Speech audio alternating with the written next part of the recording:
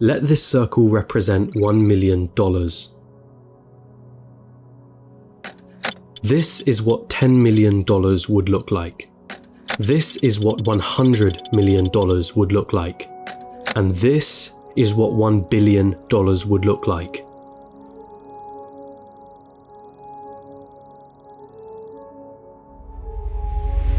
Jeff Bezos, the founder of Amazon, has a net worth of 117 times this number. And then there's you. You're probably working a job right now, one that you got from the degree that you studied for in university. You probably don't have much in savings. Your living expenses seem ridiculously high. You feel as though you're not paid enough. You have credit card debt that needs taken care of. Maybe you're a student, studying for a degree that you hope can land you a job that you hope can bring in some good money. You probably don't have any savings, only a pesky student debt hanging above your head. Wealth? Getting rich? That all seems like a distant dream.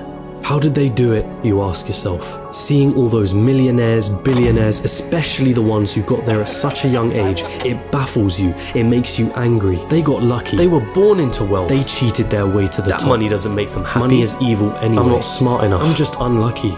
Those dreams you had of buying that mansion, your favorite sports car, paying off your mortgage, traveling around the world, they'll forever remain that way. Just dreams. Nothing more. Nothing less. You come to the harsh realization, it's a rigged game. It's been a rigged game from the start. And you're on the losing side of it.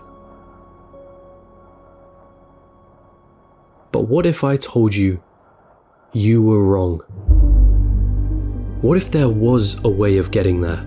An actual equation to wealth, a science behind the way money works. What if you didn't have to abandon those dreams of paying off your parents' mortgage or traveling around the world? Would you call me a liar for saying so? I promise that I'm not. And by the end of this video, you'll understand. There's a side to the coin that you're not being shown.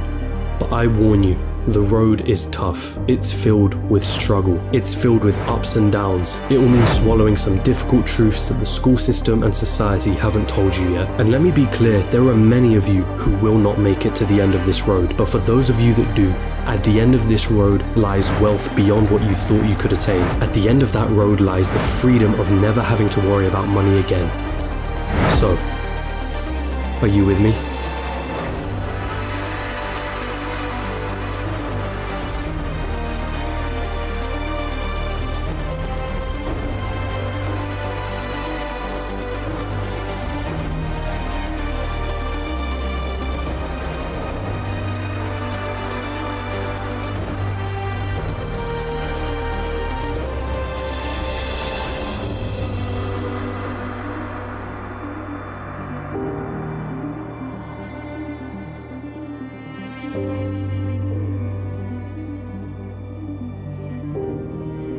Still with me? Then let's not waste any more time. What do you really think about money? Is it something you work for? Is it earned or is it inherited? Is it the root cause of all evil? Are you desperate to have more of it? Have you been chasing it most of your life? Truth is, most of what you think about money has been influenced by your upbringing and environment. If you were born into a family that didn't have much money growing up, then you're more inclined to believe that you too will not grow up to have much money. Or perhaps you went on the complete opposite end and decided to make as much money as you can so that you will never be in that position again.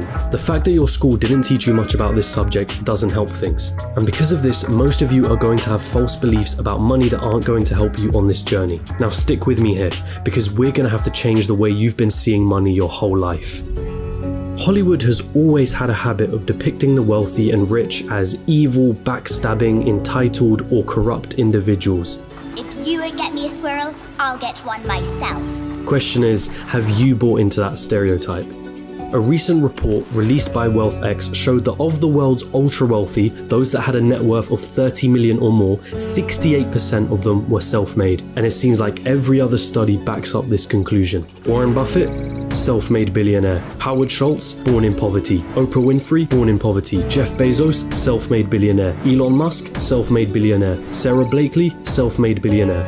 What is it that these people know that you don't? Truth is, your equation is all wrong. Here's the two-dimensional equation that you've been taught. Money equals salary earned from a job. Past a certain point, the prospect of getting a job becomes the sole purpose of your education. So what's wrong with that, you ask? I'm gonna assume that if you're watching this, you want to make money, a lot of it, and in as short amount of time as possible. If that is your goal, then this equation for generating money will never get you there. We all have one precious resource, the most important resource of all, and once it's gone, there's no way of getting it back. That resource is time. In a standard job, the amount of money you earn is dependent on the amount of time you put into that job. If you earned $20 an hour and worked 40 hours a week, it would take you nearly 24 years to reach a total of $1 million. But that is without subtracting any taxes or any expenses that you will incur over 24 years. And let's not forget that inflation would make your $1 million less valuable. The reality is that on a salary of $20 an hour, you can only really be a millionaire at an old age by living frugally. And most of that precious resource known as time has slipped through your fingers. You traded all that time for money, and it wasn't even a substantial amount either.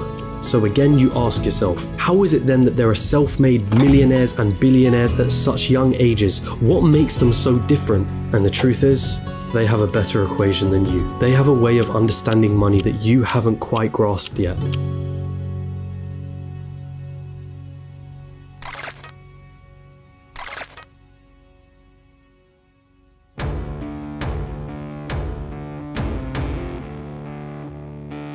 Pay very close attention now. Stop chasing money. In a capitalist society, the rules of the game are as follows. You are paid in proportion to the perceived value that you have. And the people that perceive your value, they are the market, the consumers of the economy. The market is you, your friends, your family, your neighbors, your country.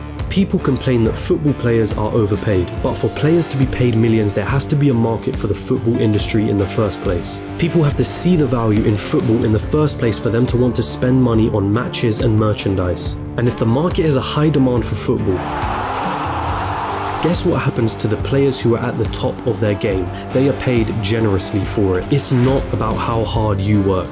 The cleaner that's sweating and tiring himself out every day is paid far less than the accountant sitting behind a desk. Why? Because the market perceives the value of what the cleaner does to be far less than the accountant. As harsh as it may sound, the cleaner can be replaced by anybody. It isn't difficult to learn how to do his job, and therefore the market will not pay him more than the accountant, the guy who spent years studying numbers, the guy who has saved his clients thousands on their taxes. But even so, we just discussed how getting a job isn't the right equation to amassing a great amount of wealth in a shorter period of time. So then how can we increase our perceived value? What is it about people like Elon Musk or Jeff Bezos that makes their perceived value so high? The first step to this equation of wealth is quite simple. If you want money, solve problems. If you take a second to digest this statement, you'll realize that just about all money runs from this basic premise. If it solves a problem, money will be thrown at it. If it's $1 million problem, then the solution will make you millions. If it's $1 billion problem, then the solution will make you billions. Think about all the problems that a site like Amazon solves. The hassle of going to a store, the hassle of having to wait weeks for a delivery, cheaper prices, and so on. Not to mention all the other companies that Amazon owns and the problems that those companies solve. Jeff Bezos helped solve $1 billion problem and was rewarded favorably for doing so. I see what you did. If you've been chasing money, then you've been doing it all wrong. It sounds almost paradoxical, but if you want money, it isn't money that you should be looking for. You should be looking for problems, and more importantly, solutions to those problems. And once you've found that solution, make a business around it. Wait, so that's it? Just solve problems and money will appear? So I'm gonna have to create the next Amazon for me to be rich, or the next Facebook or Google? You've gotta be kidding me, right? I don't even know how to code. I don't even have the money to start something of that scale. Hold on. You're once more going into old patterns of thinking. Start with a problem. Always start with a problem. Listen to the market around you. What are people saying they don't like?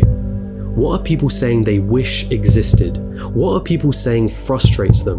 What do people think is incredibly inconvenient? Is that a problem that you can solve? And also, is it a problem that is worth solving?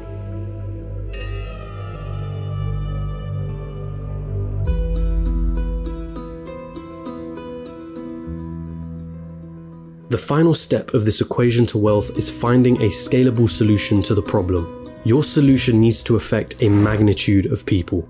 Starting a restaurant? That's not scalable. You're constrained to the local area and the footfall of that area. But a franchise? Now that's more scalable. Is your solution a piece of software? Then that means once that software has been built, you can scale it infinitely online without needing to worry about things like production or shipping costs, as it's all done virtually. Good luck finding infinite scale with a job. But be careful, does your solution require your time to generate money? Let's say you were a yoga teacher that charged $100 per hour. Congratulations, you only made yourself another job disguised as a business. There's only a certain amount of lessons that you can feasibly do in one day, and therefore your income is time bound. But if you created an online yoga class that ran 24/7 with lessons you only had to create once, now that is scalable. Scaling your solution is critical here, so do not get lost on this point. Automation also plays an important role. Systems and processes will keep your business running like a smooth machine if implemented properly. If there is something in your business that you can outsource to somebody else or hire an employee to do it for you, assuming it financially makes sense for you to do so,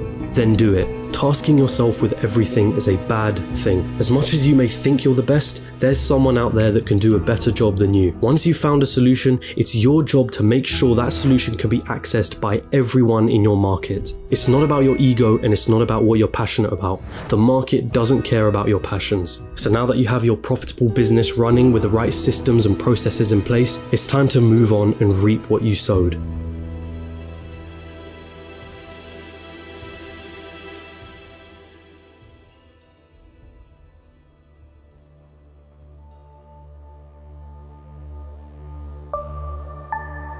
There are two likely paths you're going to face at this point. You either continue your business or cash in and sell it. This is the acquisition, the moment someone buys the solution that you spent years building a business around. This is Instagram being acquired by Facebook for $1 billion. This is PayPal being sold to eBay for $1.5 billion, of which $165 million went straight to Elon Musk's pocket, and the countless other liquidation events that happen across the world. This is where all the effort that you spent into building your company comes to fruition. And if you choose to continue running your business, well, there's a multitude of reasons for you wanting to do so. Maybe you love the company that you built and want to stick with your baby. Maybe you think you can add more value to the company and sell it down the line for more than it's currently worth. Perhaps that business runs passively in the background, so you don't have to do much to keep the wheels turning. Or maybe it's a combination of these three things. Either way, you did it. You solved a problem that the market wanted solving, and it rewarded you favorably for doing so. And so now I ask you, what was it all for anyway?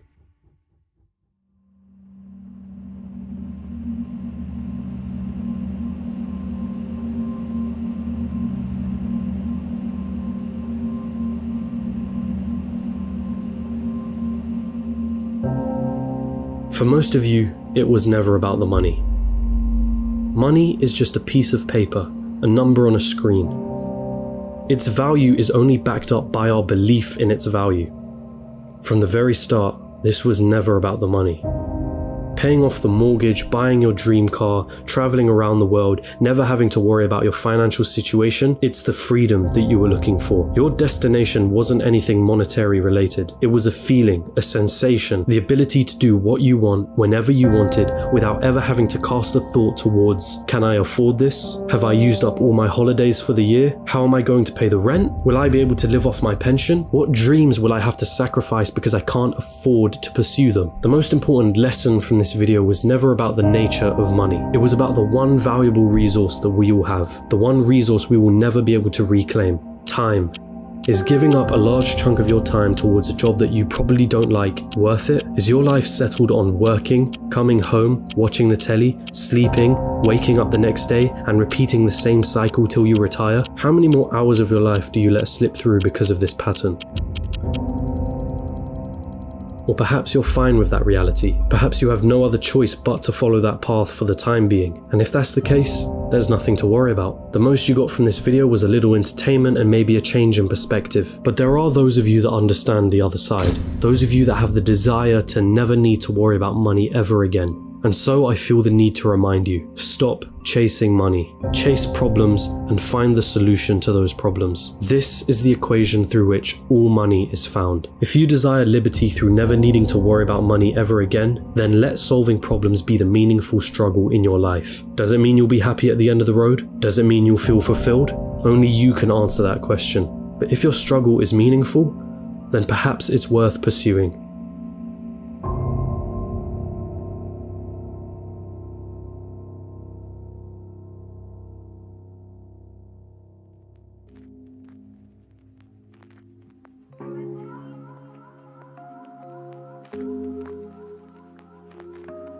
And there it is, your equation to wealth. Of course, I missed out on a lot of intricacies in this video. The topics of business, money, entrepreneurship are far too vast for me to cover in a single video like this. But if you do want to get started on this journey, I do recommend you read the works of MJ DeMarco, who heavily inspired me to create this video. And it's also important to come back to an original point that I made at the start of this, which is that most people will not succeed for various reasons. But the most important part is failing fast, and moving on to the next thing. And if you're out there doing something that isn't strictly related to a business, but you want it to make money, then asking yourself the question of what problems am I solving could lead you to find ways of better monetizing whatever it is that you're doing. And that also includes a job and a career. If you can solve more problems and find more solutions at your place of employment, you have something that you can use to leverage a higher salary. But I will end this all on the same message that I have repeated numerous times in this video. Stop chasing money and start chasing solutions to problems.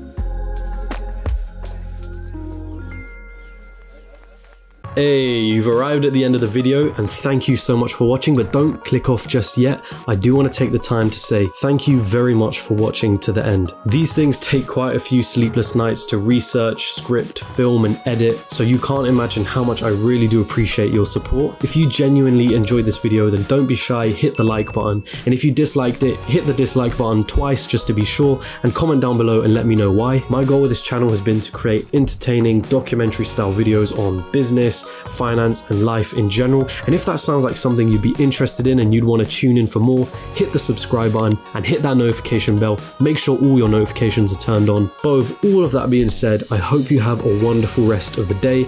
As per usual, my friends, hand to head, salute.